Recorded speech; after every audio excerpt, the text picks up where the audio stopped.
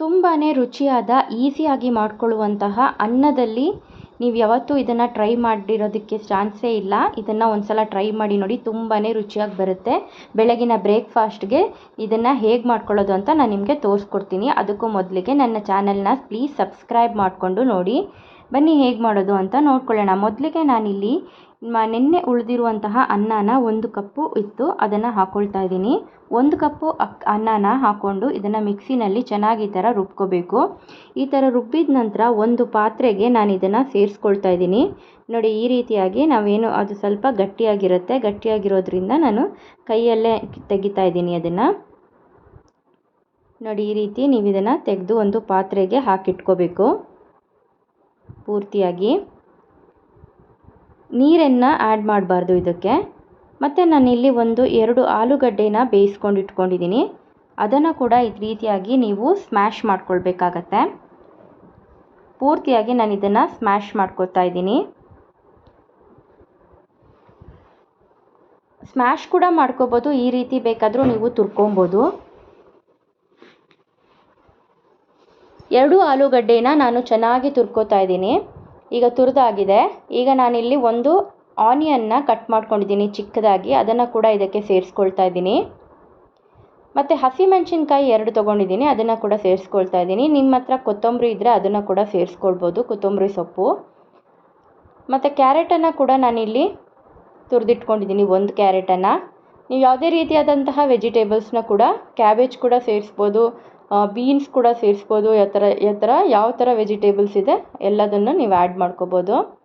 ಮತ್ತು ಬೈಂಡಿಂಗೋಸ್ಕರ ನಾನಿಲ್ಲಿ ಕಡಲೆ ಹಿಟ್ಟನ್ನು ಸೇರಿಸ್ಕೊಳ್ತಾ ಇದ್ದೀನಿ. ಒಂದು 3 ಟೀ ಸ್ಪೂನ್ ಆಗುವಷ್ಟು ಕಡಲೆ ಹಿಟ್ಟನ್ನು ಸೇರಿಸ್ಕೊಳ್ತಾ ಇದ್ದೀನಿ. ನಂತರ ನಾನು ಇದಕ್ಕೆ ಅರ್ಧ ಟೀ ಸ್ಪೂನ್ ಆಗುವಷ್ಟು ಖಾರದ ಪುಡಿ, ಮತ್ತು ಅರ್ಧ ಟೀ ಸ್ಪೂನ್ ಆಗುವಷ್ಟು ಗರಂ ಮಸಾಲ, ಕಾಲು ಟೀ ಸ್ಪೂನ್ ಆಗುವಷ್ಟು ಜೀರಿಗೆ ಸೇರಿಸ್ಕೊಳ್ತಾ ಇದ್ದೀನಿ. ಇದನ್ನು ನೀವು ಚೆನ್ನಾಗಿ ಈ ಥರ ಮಿಕ್ಸ್ ಮಾಡ್ಕೊಳ್ಬೇಕು. ಪೂರ್ತಿಯಾಗಿ ಇದನ್ನು ಮಿಕ್ಸ್ ಮಾಡ್ಕೋಬೇಕಾಗತ್ತೆ. ಈ ಥರ ಚೆನ್ನಾಗಿ ಕೈಯಲ್ಲಿ ನೀವು ಎಲ್ಲದೂ ಮಿಕ್ಸ್ ಆಗೋ ಥರ ಮಾಡ್ಕೊಳ್ಬೇಕು.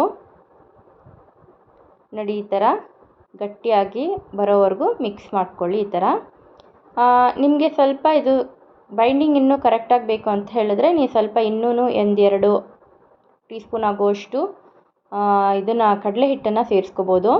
ಮತ್ತು ನಾನಿಲ್ಲಿ ಈ ಥರ ಚಿಕ್ಕ ಉಂಡೆಗಳನ್ನು ತೊಗೊಳ್ತಾ ಇದ್ದೀನಿ. ಈ ಥರ ನೀವು ಹೀಗೆ ಕೂಡ ನೀವು ಕಟ್ಲೆಟ್ ಶೇಪ್ ಆಗಿ ನೀವು ತವಾ ಮೇಲೆ ಸ್ವಲ್ಪ ಎಣ್ಣೆ ಹಾಕ್ಬಿಟ್ಟು ಮಾಡ್ಕೋಬೋದು. ಬಟ್ ನಾನಿಲ್ಲಿ ಉಂಡೆ ಥರ ಮಾಡಿ ತೋರಿಸ್ತಾ ಇದ್ದೀನಿ. ಚಿಕ್ಕ ಚೀಸ್ ಪೀಸ್ನ ಇದ್ರೊಳಗಡೆ ಇಟ್ಕೋತಾ ಇದ್ದೀನಿ. ಮತ್ತು ಈ ಥರ ನೀಟಾಗಿ ಫೋಲ್ಡ್ ಮಾಡ್ಕೋತಾ ಇದ್ದೀನಿ. ಮಕ್ಕಳು ತುಂಬಾ ಇಷ್ಟಪಡ್ತಾರೆ ಇದನ್ನು. ಚೀಸ್ ಒಳಗಡೆ ಹಾಕಿರೋದ್ರಿಂದ ತುಂಬ ಕ್ರೀಮಿಯಾಗಿ ಬರುತ್ತೆ ತಿನ್ನಬೇಕಾದ್ರೆ. ಎಲ್ಲದನ್ನು ನಾನು ಇದೇ ರೀತಿಯಾಗಿ ಉಂಡೆಯನ್ನಾಗಿ ಮಾಡಿಟ್ಕೊಂಡಿದ್ದೀನಿ. ನೋಡಿ, ಈಗ ರೆಡಿಯಾಗಿದೆ. ಎಲ್ಲದೂ ಒಂದೇ ಸಲ ರೆಡಿಯಾದ ನಂತರ ನಾನಿಲ್ಲಿ ಪಡ್ಡು ಪ್ಯಾನ್ನ ತೊಗೊಂಡಿದ್ದೀನಿ.